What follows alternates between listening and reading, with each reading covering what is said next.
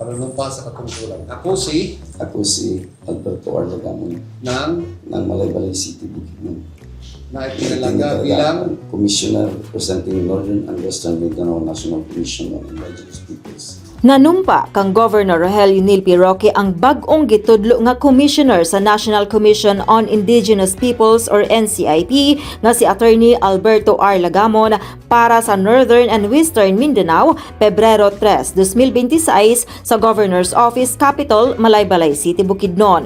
Para kang Governor Roque, gikalipay niya ang maong katudluan ni Attorney Lagamon. Well, first of all, congratulations to our new commissioner, Attorney Albert Lagamon. Congratulations sa imo responsibilidad sa itong pag-gobyerno. It's not a simple responsibility, no? Because ang ato ang IP community, dahan po sila problema, no? Dapat na ako'y mugay sa ilang insakto, no?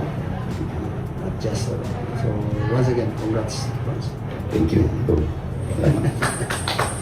Paningkamutan ni Attorney Lagamon nga makasuroy sa IP communities aron magpaila-ila ug makapaminaw kung unsa ang ilang mga nag-unang concerns. Okay, sa Lumad Manggod, pinakauna magitong kanang gugma, gagaw. So, isa siguro na challenge yun kaya sa ato karon ang paglihok, matabangan raman ang trabaho basta magkausa.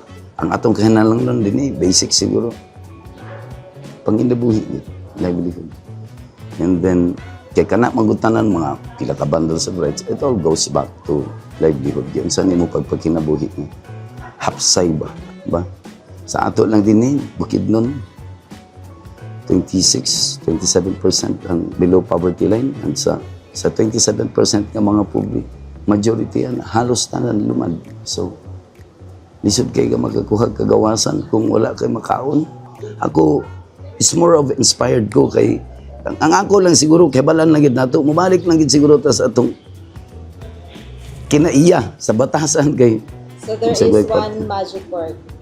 Oh, gagaw gid, gugma.